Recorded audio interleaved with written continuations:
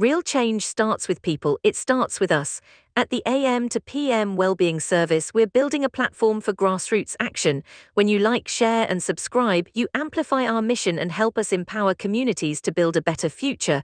This is how change happens. When people think of post-traumatic stress disorder, the first image that often comes to mind is a soldier returning from war, haunted by flashbacks, hyper-alert to danger, plagued by nightmares, and unable to adjust to civilian life. This image is accurate but incomplete. In the streets of London, far from battlefields overseas, another kind of veteran exists, the gang member, drug dealer, or street-level hustler whose daily environment mimics a war zone in all but name. They too have seen comrades fall, faced life-or-death decisions in seconds, and lived in a state of constant threat. Yet unlike military veterans, their trauma is rarely acknowledged, let alone treated. Instead, it festers in silence, shaping their behavior, decision-making, and emotional world in ways that keep the cycle of violence alive. PTSD in gang culture doesn't come from a single traumatic event, it is often born from a long sequence of them. The term complex trauma describes this: repeated exposure to life-threatening or deeply distressing situations, often beginning in childhood and continuing for years. A boy might first see violence at home, an abusive parent, a stabbing outside his block of flats, or a neighbor shot over a debt. By his early teens, he may already have been chased, robbed, or beaten. By his late teens, he could have lost friends to murder, been seriously injured himself, or participated in violence against others. This constant bombardment of fear, grief, and survival stress rewires the brain's threat response systems, making hypervigilance and emotional numbing second nature. In both war zones and the streets, the ability to detect danger before it strikes can mean the difference between life and death. For gang members, this manifests in scanning every street corner, watching for unfamiliar faces, and checking exits in any enclosed space. The mind never rests. Loud bangs, even fireworks, can trigger instant fight-or-flight reactions. Sleep is shallow, often interrupted by nightmares.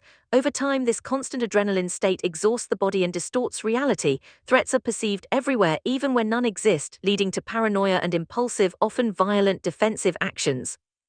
In some cases, flashbacks don't just cause distress, they can trigger aggressive behavior if the person feels they are in immediate danger again. One of the most damaging coping mechanisms for trauma survivors in gang life is emotional numbing. To survive in an environment where violence is routine, many learn to shut down feelings of fear, sadness, or guilt. Tears are seen as weakness, compassion is a liability, but this armor comes at a cost. Emotional detachment doesn't switch off selectively, it dulls joy, love, and empathy as well. Relationships suffer, families fracture, and decisions become more callous. Killing or seriously injuring someone can be psychologically compartmentalized, but the numbness needed to do so eats away at the humanity of the person wearing it. In the military, survivor's guilt is a well-documented feature of PTSD, the feeling that one should have died instead of a comrade, or should have been able to prevent their death. On the streets, this guilt is often just as heavy. It might come after surviving a shooting that killed a friend, being in the wrong place when a rival attacked, or encouraging someone into a situation that got them killed. Because the culture discourages open expression of grief, this guilt is rarely voiced and almost never resolved. Instead, it becomes a private burden, sometimes driving individuals deeper into violence as a way to mask the pain. Another feature often overlooked is the trauma that can come from committing violence. While some become desensitized, others are haunted by what they have done. The face of someone they stabbed, the sound of someone begging for their life, or the blood on their own hands can reappear in dreams or waking thoughts. This is complicated by the culture's demand for bravado. Admitting distress over harming someone can be seen as weakness, leading to further suppression and internal turmoil. There is an argument, supported by some trauma specialists, that street violence can be more psychologically damaging than combat in war. Soldiers are trained, equipped, and supported, at least in theory, by a unit and a cause. Their deployment has an end date and home is meant to be safe. For gang members, there is no end date. The battlefield is home and there is no safe place to retreat. The enemy could be a neighbor, a former friend, or someone they pass in the local shop. The threat is personal, unpredictable, and endless. Perhaps the starkest difference between military PTSD and street-based PTSD is the lack of recognition. A soldier can, at least in principle, seek help from veteran services, therapists, or peer support networks. A gang member, fearing arrest or retaliation, is unlikely to seek therapy. The stigma in their own circles often matches or exceeds the stigma in wider society. And when they do encounter the healthcare system, their symptoms may be misdiagnosed as personality disorders, depression, or simply aggression issues. Without acknowledging the root cause, trauma, Complex trauma in the streets doesn't die with the individual, it is passed on. Children of traumatized parents inherit a worldview shaped by fear, distrust, and survivalism. A father who has seen friends die may teach his son to be suspicious of everyone, quick to defend himself, and unafraid to use violence. This generational transmission ensures that even those who never directly experience gang violence can carry its psychological imprint. In the episodes ahead, we will explore how this trauma manifests in specific experiences, the mental toll of killing and loss, the prison environment's unique pressures, and the corrosive effect of constant threat from debts, kidnappings, and torture. But it must be understood from the outset, London's gang wars are not just producing casualties in the morgue, they are producing legions of walking wounded, carrying invisible injuries as debilitating as any shrapnel wound. Killing changes a person. It doesn't matter whether it happens in a battlefield, a back alley, or a prison cell, taking a life leaves an imprint on the psyche that cannot be undone. In London's gang and drug wars, death is both a currency and a constant companion. Some will take lives to climb the ranks, settle debts, or send a message. Others will watch helplessly as friends, brothers, or childhood acquaintances bleed out in the street. Many will experience both sides of the coin, the perpetrator and the mourner, and it is this dual exposure that creates some of the deepest and most complex trauma imaginable. The moment of killing is often described by those who have done it as both unreal and hyperreal, time slowing down while every sound, smell, and detail becomes etched in memory. For some, it is a blur, the result of adrenaline and panic. For others, it is coldly deliberate, carried out with calculation. But no matter the mindset at the time, the act itself can echo for years. The image of the victim's eyes, the sound of their final breaths, or the weight of their body can intrude into thoughts and dreams, unbidden and unwanted. Some cope by hardening themselves further, convincing their minds that the victim deserved it or that it was just business. Others drown the memory in alcohol, drugs, or reckless behavior, trying to bury the guilt beneath chaos. In gang culture, speaking openly about remorse is almost impossible. Admitting guilt or emotional distress can be seen as weakness, and weakness invites danger. Many therefore suppress the feelings, adopting a mask of indifference. The problem is that suppression is not the same as resolution. The emotions don't vanish, they seep out in other ways: sudden rage, paranoia, emotional numbness, or reckless disregard for one's own life. Suppressed guilt can also lead to self-destructive patterns, where the individual unconsciously seeks punishment, whether through dangerous behavior or by placing themselves in situations likely to lead to prison or death.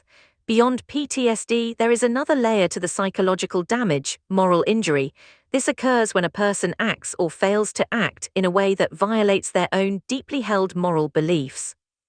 Even in hardened gang members, there are often unspoken moral codes, lines that if crossed leave a deeper wound.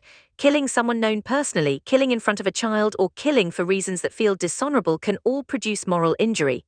Unlike PTSD, moral injury is less about fear and more about shame, a corrosive emotion that eats away at self-worth and can lead to depression, suicidal thoughts, and withdrawal from life. If killing leaves scars, so does losing people, and in the gang world, loss is frequent and often brutal.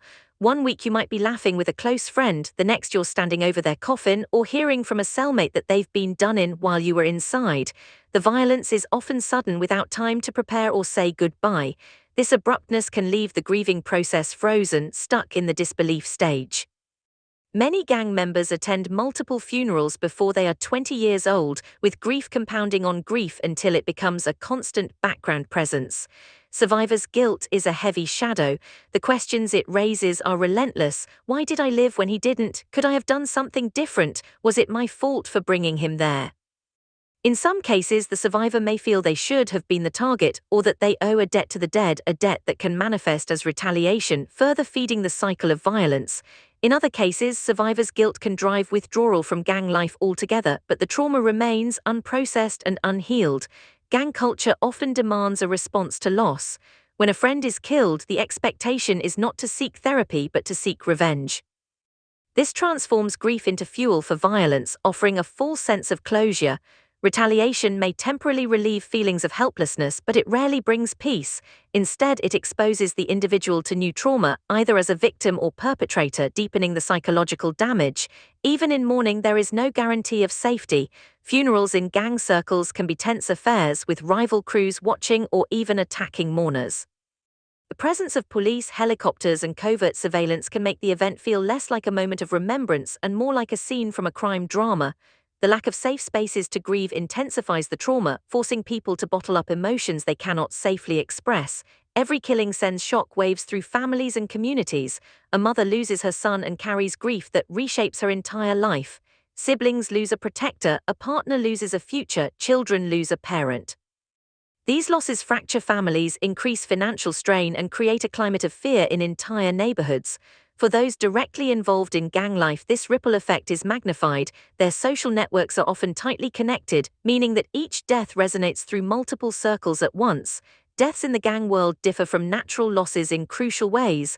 Violence and brutality make them more traumatic. Blame and revenge complicate the grieving process. Stigma means families and friends may not receive societal sympathy. Ongoing danger prevents safe mourning. This combination ensures that the grief is rarely clean or complete. It is messy, layered with anger, guilt, fear, and unresolved questions. Over time, those who have killed or lost people carry them like ghosts. They may appear in dreams, in flashes of memory, or in the quiet moments between chaos. Sometimes they are reminders of danger, sometimes they are reminders of humanity. But they are always there. Without proper intervention, therapy, support groups, culturally sensitive trauma care, these ghosts become permanent residents in the mind, influencing choices, shaping relationships, and perpetuating the cycle of harm. In the next episode, we will step inside another arena of this hidden war, the prison system. There, the violence does not end, it mutates, sometimes intensifying, creating a unique environment where trauma is layered on top of trauma, and mental health is pushed to its breaking point.